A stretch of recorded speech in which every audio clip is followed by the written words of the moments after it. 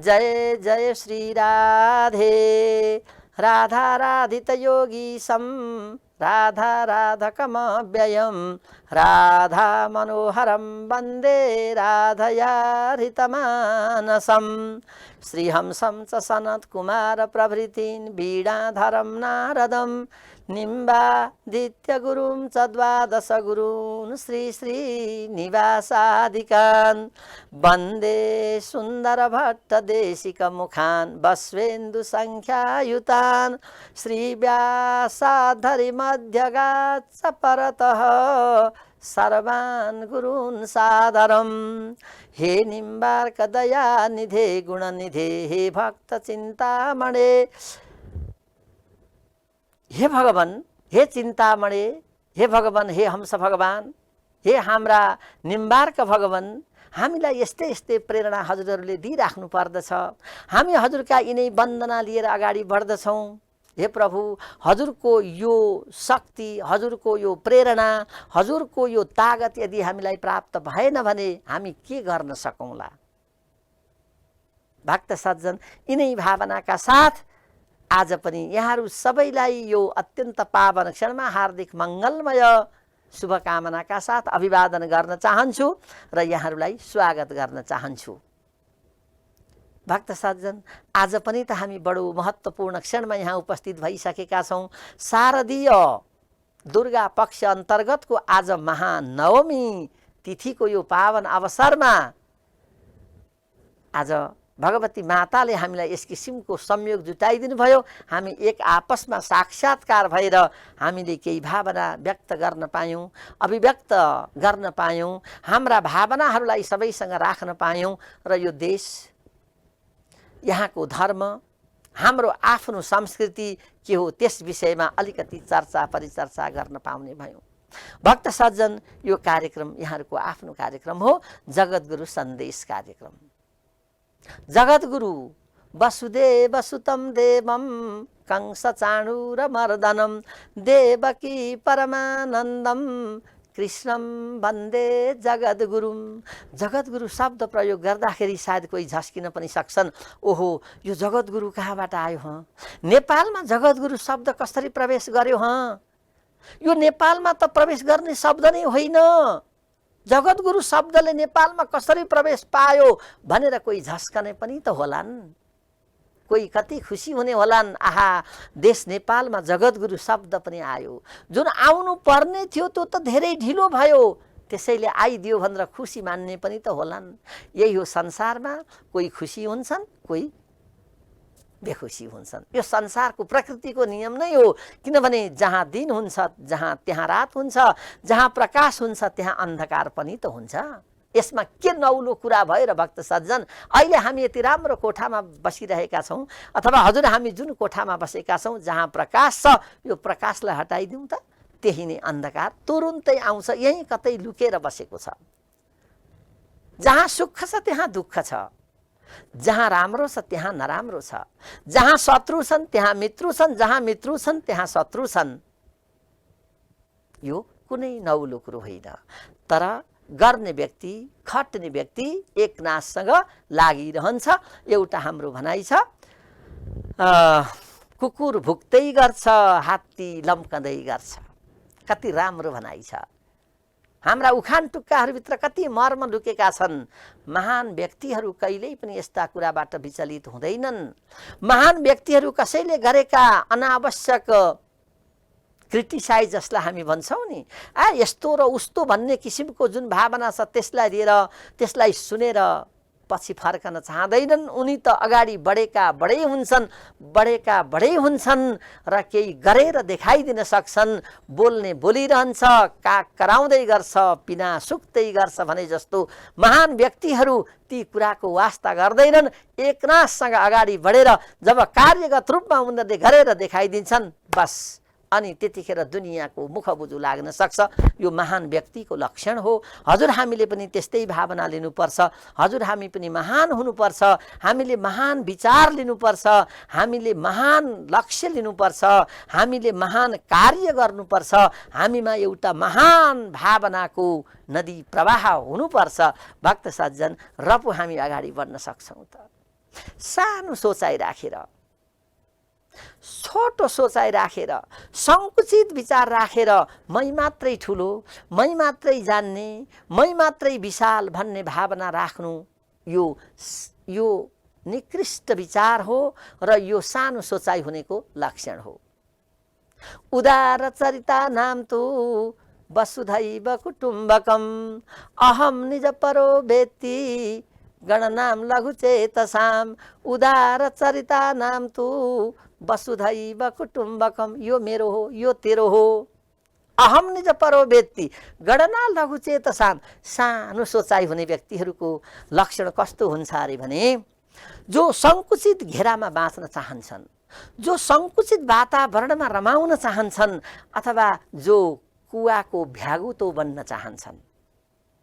नेपाली भाषामा भन्दा कुवाको भ्यागुतो बन्न जो चाहन्छन्, जसले कुवाभन्दा ठुलो अन्त केही छैन है भन्ने किसिमको सोचाइ राख्दछन्, तिनै हुन् अयम निज परो वेत्ति गणना लघु चेतसामका परिभाषाभित्र पर्ने व्यक्तिहरू।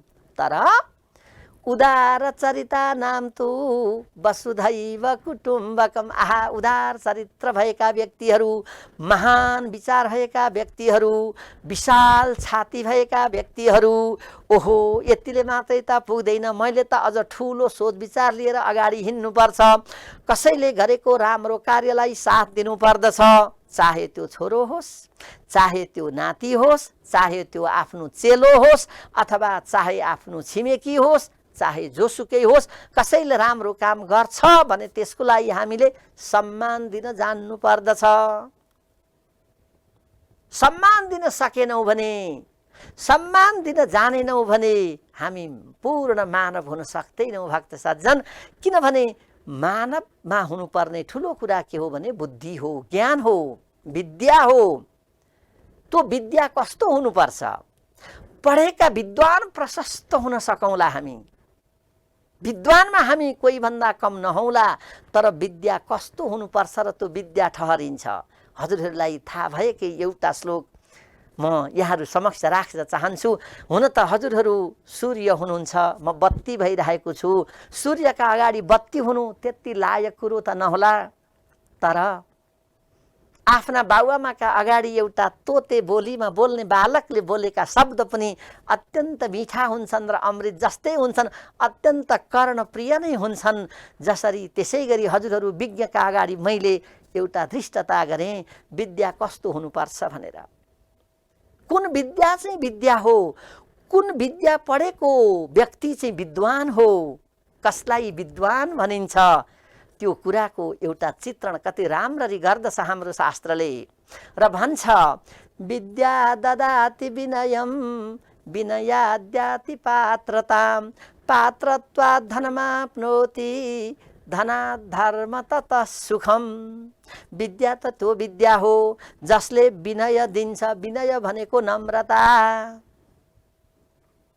भक्त सज्जन, विद्या पढेको कसैले छैन भनेर सर्टिफिकेट हेरेर, प्रमाणपत्र हेरेर त्यो कुराको जाँच गर्न सकिँदैन, त्यो गर्नु मूर्खता हो। वास्तविक विद्या पढेको मान्छे कस्तो हुनुपर्छ भन्दा विद्या ददाति विनयम, त्यसमा नम्रता हुनुपर्दछ, नम्र हुनुपर्दछ। नम्र हुनुको अर्थ ठुलाको कदर, सानाको माया र उसका राम्रा कार्यलाई स्वीकार गर्न सक्नु, त्यही हो नम्रता। कसैले राम्रो काम गरेर देखाइदियो, म भन्दा सानो थियो, मेरो सानो फुच्चे नातिले राम्रो काम गरेर देखाइदियो र मलाई आएर भन्यो हजुरबा, मेरो हब्बा, मैले यति राम्रो काम गरेँ भनेर मलाई भन्छ भने त हिजो जन्मिएको फुच्चे आज मेरा अगाडि आएर यसो भन्न त कसरी सफल भइस्, तँलाई कसरी यो साहस आयो, मेरा अगाडि त कसरी यो भन्न सकिस् भन्न मैले थालेँ अथवा हामीले थाल्यौँ भने हामी के हजुरबा भयौँ, हामीले पढेको के रह्यो, के अर्थ रह्यो। त्यसैले हामीले त उसलाई भन्न सक्नुपर्छ मेरो बाबु, आहा मेरी नातिनी, नातिनी नाति जोइ आउन्, मेरी नातिनी तिमी कति महान छौ, मेरो नाति तिमी कति महान छौ, तिमीलाई यस्तै कार्य गर्ने शक्ति भगवानले दिइरहन्, आहा तिमीलाई धन्यवाद छ, मैले केही हुन्छ भने तिमीलाई म यति उपहार दिन्छु भनेर उसलाई केही नभए पनि एउटा उपहार सानो केही नभए पनि माया गरेर उसलाई धाप मारेर आहा तिम्रो उन्नति होस् भन्यो भने ऊ कति खुसी हुन्छ होला। हो त्यो किसिमको ज्ञान प्राप्त गर्नु, त्यो किसिमको बुद्धि पलाउनु विनयता हो। घमण्डले फुल्नु, म भन्दा जान्ने कोही छैन, यो जान्ने भयो भनेर आउनु, यसले कस्तो गल्ती गर्यो भन्ने किसिमको सोचेर त्यो किसिमको भावनाले अगाडि बढ्नु, यो ठिक भएन भन्ने भावना यदि हामीमा भयो भने हामी विनयी भएनौँ। त्यसैले सच्चा विद्याले हामीलाई सिकाउँछ विनयी बन्न, किनभने विद्या ददाति विनयम। अब विनयाद्याति पात्रताम, जोसँग विनय हुन्छ त्यो सत्पात्र बन्दछ। सत्पात्रको अर्थ सबैले प्रार्थना गर्न योग्य, सबैले पुज्न योग्य, सबैले मान्न योग्य, सबैले कदर गर्न योग्य, जससँग गएर कुरा गरेपछि घैँटामा घाम लाग्छ, जससँग गएर सङ्गत गर्न थालेपछि सारा आफूसँग भएका भ्रमहरू हटेर जान्छन्, हामीसँग भएका अज्ञानताका बादलहरू फाटेर जान्छन् र ज्ञानको सूर्य देखिन थाल्छ। विद्या ददाति विनयम विनयाद्याति पात्रताम, पात्रत्वात् धनमाप्नोति। जब हामीसँग पात्रता प्रदान हुन्छ, जब हामीले पात्रता प्राप्त गर्दछौँ अनि पात्रत्वात् धनमाप्नोति, अब हामीलाई धनको पनि केही खाँचो हुँदैन, चारैतिरबाट हामीलाई अवसरहरू आउन थाल्छन्, केही गाह्रो हुँदैन। पात्रत्वात् धनमाप्नोति, त्यो धनबाट जब सात्विक काम गरेर अन्याय अत्याचार भ्रष्टाचार दुराचार बलात्कार पिटपाट कुटकाट चुटसाट केही नगरिकन हामीसँग लक्ष्मी माताले साथ दिन थाल्नुहुन्छ। पात्रत्वात् धनमाप्नोति, त्यो धन प्राप्त भइसकेपछि धनात्, त्यो धर्मबाट हामी धर्म गर्न सुरु गर्छौँ। धर्म भनेको के हो भन्दा सत्कार्य। जसले सत्कार्य गर्छ, धर्मको अर्थ हो, हुन त धर्मको परिभाषा हाम्रो समाजमा विभिन्न विद्वानहरूले विभिन्न शास्त्रहरूले विभिन्न व्यक्तिहरूले अनेक किसिमले गर्नुहुन्छ, तर वास्तविक धर्म भनेको के हो भने धारणा धर्म मुच्यते, तिम्रो अनुशासन तिम्रो कर्तव्य नै तिम्रो धर्म हो, छोटकरीमा बुझ्दा। तसर्थ भक्त सज्जन, अब यसरी आइसकेपछि धना धर्म ततः सुखम, त्यस पछाडि सुख प्राप्त हुन्छ। सुखको अर्थ हो कल्याण, सबैको उद्धार। त यस किसिमको हामीले विद्या प्राप्त गर्नुपर्दछ र यति भयौँ भने मात्रै हामी अगाडि बढ्न सक्दछौँ। भक्त सज्जन, हामीले यही किसिमको विद्या प्राप्त गर्नुपर्दछ र यही किसिमका कार्य गर्नेलाई हामीले स्वीकार पनि गर्नुपर्दछ। यही नै हो हाम्रो सबभन्दा परम कर्तव्य। त यस प्रसङ्गलाई अगाडि बढाउँदा मलाई झलझल याद आउँछ हाम्रा नेपालका जगद्गुरु, एकमात्र आधिकारिक र ऐतिहासिक प्रथम जगद्गुरु अनन्त श्री विभूषित बाल सन्त मोहन शरण देवाचार्य, जसले सतारा जस्तो मसान घाटलाई धाममा परिणत गरिदियो। त्यति मात्रै होइन, जसले नेपालमा कुम्भ मेला हुन्छ है भनेर साराले धेरै जसोले भनेको, यहाँ कस्तो थियो भने त्यतिखेर हजुरहरूलाई पनि याद होला, कतिले यो कुम्भ मेला भन्ने शब्द नेपालमा नछिराउँ है भन्ने अवस्था पनि थियो। हेट यो काम गर्नु हुँदैन, किन गर्नु हुँदैन, हेट छिमेकी रिसाउँदैनन्, छिमेकीलाई रिसाउनु हुँदैन क्या, छिमेकीको चित्त दुख्यो भने हामी के गरौँला, बरु हामी तलै पर्ने हो, छिमेकीलाई चित्त नदुखाउँ। आहा यस्तो विचार थियो कतिजनाको। त्यसैले भने बरु अरू अरू गर न, ठिकै छ, तर कुम्भ मेला चाहिँ नभनाइ भन्ने व्यक्तिहरू पनि नभएका होइनन्। तर यो व्यक्ति जो जगद्गुरु आज हाम्रो सामु छ, उसले विचार गर्यो, बाबा यो कुम्भ मेला कसैको पेवा शब्द होइन, यो कसैका लागि, यो देशका लागि मात्रै भनेर यो उत्पत्ति भएको शब्द होइन। यो त हुन सक्छ भोलि प्रमाणले दियो भने अन्त पनि लाग्न सक्छ, प्रमाण हुनु पर्यो, जबरजस्ती होइन।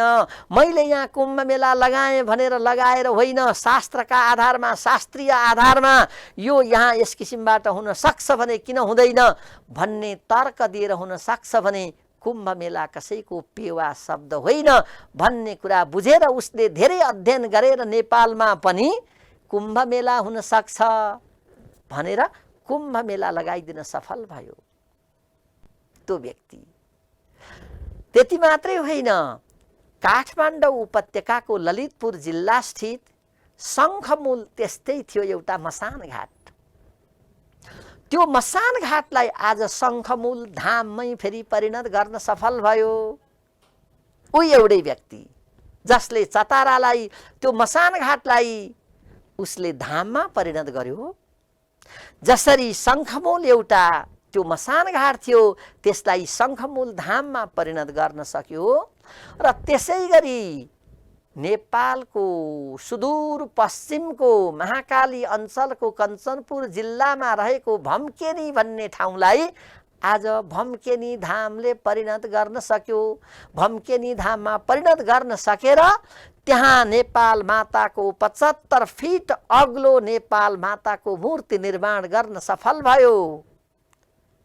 नीलगिरी आश्रम भनेर जोमसोममा स्थापना गर्न सफल भयो। गोपालधाम पोखरामा स्थापना गर्न सफल भयो। जसले गौ सेवाका लागि अनेक किसिमका दुःख कष्ट र पीडालाई वास्ता नगरेर गाईको सेवा गर्नुपर्छ, गाईको रक्षा हुनुपर्छ भनेर कदम चाल्न सक्यो। आफूलाई उसलाई केही चाहिएको छैन। ऊ व्यक्तिगत रूपमा जोगी छ, फिरङ्गी छ। उसलाई न घर चाहिएको छ, न थर चाहिएको छ, न सुख चाहिएको छ, न समृद्धि चाहिएको छ, केही छैन। खाई नखाई हिँडेको छ। कसरी हिँडेको छ? 3 वर्ष लगाएर नेपालको दाहिने प्रदक्षिणा गर्न सफल भयो। गाउँ गाउँमा पुगेर गाउँ गाउँमा आज कसरी अरू धर्मका प्रचार प्रसारहरू भएका छन् त्यो कुरा विचार गरेर त्यसको अनुसन्धान गर्न सफल भयो। त्यस्तो व्यक्ति आज हामीले पाएका छौँ भक्त सज्जन। र हामी यसले गरेका कार्यलाई हामी सबैका माझ हामीले पुर्याउनु पर्छ र यो हामीले जानेर उसले गरेका कार्यक्रममा सहभागिता जनाएर हामी अगाडि बढ्नुपर्छ भन्ने भावना राखेर आज यो जगद्गुरु सन्देश कार्यक्रम यहाँहरूका सामु यसरी प्रस्तुत हुन सफल भएको छ। र यहाँहरूकै साथ सहयोग पाएर हामी त चाहन्छौँ यो कार्यक्रमलाई सफल पार्न यहाँहरूको अझ सहयोगको आवश्यकता छ, त्यो अवश्य प्राप्त गर्नेछौँ। त भक्त सज्जन, त यसरी अगाडि बढ्दै गर्दाखेरि म यहाँहरूलाई एउटा शुभ समाचार पनि सुनाउँछु। हामी बाध्यतावश, कारणवश, आफ्नो व्यवहारवश अथवा हाम्रा विभिन्न कारणवश अहिले बडो विषम परिस्थितिमा हिँडिरहेका छौँ। हामी कोही देशमा छौँ, कोही विदेशमा छौँ। हामी आफ्नो धर्म संस्कृतिमा विश्वास गर्छौँ। हामी हाम्रो जन्मदिन, कसैको तिथि अथवा कसैको उत्सव अथवा नवग्रहको पूजा यी आदि कुराहरूमा हामी विश्वास गर्छौँ र हामीलाई लाग्छ कतै ठाउँ पाए, म विदेशमा छु, मैले केही गर्न पाएँ, बरु त्यसमा लाग्ने केही रकममा यहाँबाट पठाउँथेँ, मेरो पूजाआजा भइदिए हुन्थ्यो, बडो शुद्ध सात्विक ब्राह्मणहरूद्वारा भइदिए हुन्थ्यो भन्ने चाहना राख्ने हाम्रा हजारौँ दर्शक महानुभावहरू भएको हामीले महसुस गरिराखेका छौँ। र देशभित्रै हुनेको पनि यो विषम परिस्थितिमा घर घरमा बोलाएर काम गर्ने अवस्था छैन, गर्न पनि मन छ, त्यो पनि हामीले बुझिराखेका छौँ। तसर्थ यस्ता अथवा कसैको म्यारिज एनिभर्सरी हैन, वैवाहिक वार्षिकोत्सव अथवा छोराछोरीको जन्मदिनको उत्सव अथवा आफ्ना पितृहरूको पितृ उत्सव गर्नका लागि हामीले कुनै ठाउँमा गएर कसैलाई भोजन गराउन सक्छौँ, कसैलाई केही दक्षिणा दिन सक्छौँ, सज्जन असल वैष्णव ब्राह्मणहरूलाई गर्न पाए हुन्थ्यो भन्ने यदि चाहना हामीसँग नभएको पनि होइन। यस्ता प्रशस्त हाम्रा भक्तहरू छौँ र हजुरहरूलाई एउटा खुसीको खबर के सुनाउँदैछु भने भक्त सज्जन, नेपालको यो प्रथम जगद्गुरु पीठ प्राचीन हरिद्वार चतरा धाममा रहेको, जुन चतरा धाममा जगद्गुरु पीठ रहेको छ, त्यो जगद्गुरु पीठमा यही शरद पूर्णिमादेखि 1 महिनासम्म भव्य हवनात्मक कार्य हुँदैछ। त्यहीका बटुक ब्राह्मणहरूद्वारा, जो सबै वैष्णव छन्, जो सबै दीक्षित भएका छन्, जो आचरणमा रहेका छन्, जो सप्तकौशिकीको नदीमा नित्य स्नान गरेर आफ्नो नित्य कर्म गरेर तिलक धारण गरेर आफ्ना धार्मिक कर्महरूमा निपुण भएका त्यस्ता ब्राह्मणहरूद्वारा 1 महिनाको हवनात्मक कार्य अब सुरु हुँदैछ। यदि हजुरहरू विश्वमा जहाँ रहनुभएको छ मलाई केही गर्न मन लाग्छ, म कसरी सम्पर्क गरौँ भन्ने लाग्छ भने यहाँहरूले त्यहाँ सम्पर्क राख्न सक्नुहुनेछ। त्यहाँ सम्पर्क राखेर त्यो हवनात्मक कार्यमा यहाँहरूले म कर्ता बन्दछु, मेरो आज यति यो काम होस्, मेरो कसको लागि हो, आफ्नै लागि हो कि छोराका लागि हो कि छोरीका लागि हो कि श्रीमतीका लागि हो कि बुवा आमाका लागि हो कि अथवा विश्व कल्याणका लागि हो कि मलाई यति गर्न मन छ। धन कमाएर मात्रै के गर्ने भक्त सज्जन, यो धन त आखिर एकैछिनमा छ, एकैछिनमा छैन। त्यो धनलाई सदुपयोग गरेर धर्ममा परिणत गर्न सक्नु पर्यो। भगवानले दिएको धनलाई धर्ममा परिणत गर्न सकियो भने त्यो चाहिँ साथ जान्छ। धनलाई साथमा लाने तरिका, धनात् धर्म भगवानले हामीलाई प्रशस्त दिनुभएको छ। त्यसैले त्यस्ता व्यक्तिहरूले एउटा म यहाँ केही फोन नम्बरहरू यहाँहरूलाई दिन्छु, त्यो फोन नम्बर नोट गर्न सक्नुहुनेछ र अब 1 महिनासम्म हुने कार्यक्रममा यहाँहरूले सहभागिता जनाएर मेरो यो उद्देश्य छ, यसको कार्यका लागि म कर्ता हुन चाहन्छु, हजुरहरूले गरिदिनु पर्यो भने हजुरहरूका नामबाट सङ्कल्प हुन्छ, हजुरहरूको इच्छा अनुसारको हवन हुन्छ, पाठ हुन्छ, पूजा हुन्छ। जन्मदिन छ भने अष्टचिरञ्जीवीको पूजा हुन्छ, नवग्रहको पूजा हुन्छ, तिथि परेको छ आफ्ना पितृहरूको भने श्राद्ध हुन्छ, हवन हुन्छ, तर्पण हुन्छ, त्यो सारा कुरा हुन्छ। त्यसैले यस कार्यका लागि यहाँहरूले सम्पर्क राख्न सक्नुहुनेछ। हाम्रा यस कार्यक्रमका यो सञ्चार केन्द्रका निर्देशक श्री प्रहलाद कुमार भट्टराईज्यू, उहाँको नम्बर रहेको छ, यहाँहरूले नोट गर्न सक्नुहुनेछ। नोट गरौँ, म बिस्तारै भन्छु किनभने केही नम्बरहरू म यहाँहरूलाई दिन्छु। त्यो नम्बरमा यहाँहरूले तुरुन्त सम्पर्क गरेर हजुर मेरो यो दिन यस्तो छ भनेर टिपाउन सक्नुहुनेछ। र उहाँ हुनुहुन्छ हाम्रा निर्देशक श्री प्रहलाद कुमार भट्टराई, पहरेदार, अत्यन्त मिठो कविता लेख्नुहुन्छ, साहित्यिक व्यक्तित्व हुनुहुन्छ र हाम्रो जगद्गुरु पीठको उहाँ महासचिव पनि हुनुहुन्छ। त्यस्ता व्यक्तिको नाम रहेको छ, यहाँहरू टिप्न तयार हुनुहोला, 98 420 92 095। फेरि टिप्नु होला, 98 420 92 095। उहाँलाई पनि आफ्नो नाम टिपाउन सक्नुहुन्छ। त्यसै गरी हाम्रो अर्को हुनुहुन्छ बिहारी शरण सुनिल, जो व्यवस्थापक हुनुहुन्छ हाम्रो यो हाम्रो सञ्चार केन्द्र छ, सञ्चार केन्द्रको उहाँ व्यवस्थापक हुनुहुन्छ। अत्यन्त महत्त्वपूर्ण भूमिका उहाँले निर्वाह गर्नुभएको छ। उहाँ त्यही आश्रमको के भनौँ प्रोडक्ट भन्छन् नि अहिलेको भाषामा, त्यही नै हुर्की बढी गरेर पढाइ गरेर अहिले उहाँले आचार्य पास गरिसक्नु भएको छ, त्यो पनि नव्य व्याकरणमा। त्यस्तो व्यक्ति जो जगद्गुरुकै शिष्य हुनुहुन्छ, उहाँको नाम रहेको छ बिहारी शरण, जसलाई हामी सुनिल भनेर पनि चिन्न सक्दछौँ। र उहाँको नम्बर रहेको छ 98 62। यहाँहरूले टिप्न सक्नुहुन्छ। जो देश विदेशमा हुनुहुन्छ, हजुरहरूलाई यो शुभ समाचार यो दुर्गा पक्षको अवसरमा अब हजुरहरूले कहीँ अल्मलिनु पर्दैन, मेरा ग्रह दशा कहाँ के गए कसरी होला भन्नु पर्दैन, त्यसका लागि टिप्नु होला। हाम्रो सुनिलजीको 98 62 12 32 44 12 32 44। त भक्त सज्जन, अनि त्यसै गरी हुनुहुन्छ अब हाम्रो अरू पनि 1-2वटा नाम छन् जो अहिले मैले यहाँहरूलाई भन्नुपर्दा त्यस्तै केही परिहाल्यो भने यहाँले मैसँग पनि सम्पर्क गर्नुहुन्छ। हाम्रो उद्धवजी हुनुहुन्छ त्यहाँको सचिवज्यू, उद्धवजीको नम्बर मैले अहिले झट्ट सम्झिन सकिनँ, म यहाँ हेरि पनि हाल्छु। त्यो भयो भने यहाँहरूलाई म त्यो पनि उहाँ उद्धवजीको पनि नम्बर दिन सक्छु। यहाँलाई एकैछिन मैले यहाँ हेर्दैछु, त्यहाँ भइदियो भने हाम्रो उद्धव महाराजजीसँग पनि यहाँहरूले भेट्न सक्नुहुन्छ। उहाँको पनि नम्बर टिप्न तम तयार हुनुहोला। हाम्रो उद्धव महाराजजीको नम्बर छ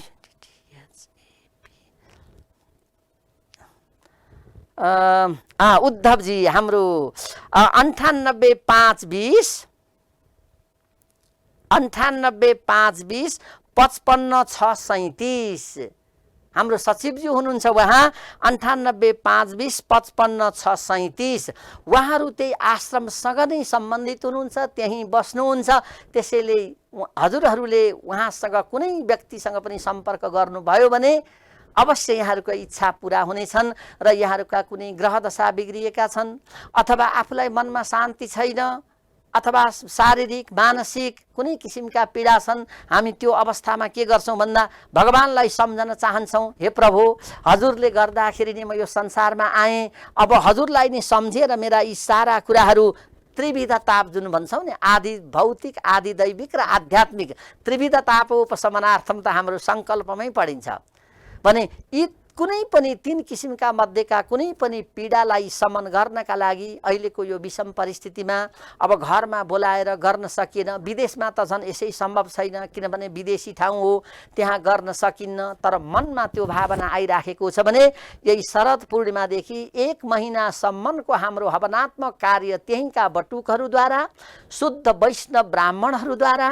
हाम्रो यही सुनिलजीहरूको चाहिँ जो हुनुहुन्छ उहाँहरूद्वारा यो कार्यक्रम त्यहाँ सम्पादन हुँदैछ। हजुरहरूले सम्पर्क राख्न सक्नुहुनेछ र के गर्दाखेरि कुन किसिमबाट यो काम गर्न सकिन्छ, कर्ता बन्नका लागि के प्रावधान छन् त्यो कुरामा सम्पर्क राख्न सक्नुहुनेछ र त्यस्तै आवश्यक पर्यो भने यो अकिञ्चनलाई पनि सम्पर्क राख्न सक्नुहुनेछ। 98 41 24 74 53 जो अहिले हजुरहरूसँग साक्षात्कार गरिरहेको छ, यसलाई पनि सम्पर्क गर्न सक्नुहुनेछ।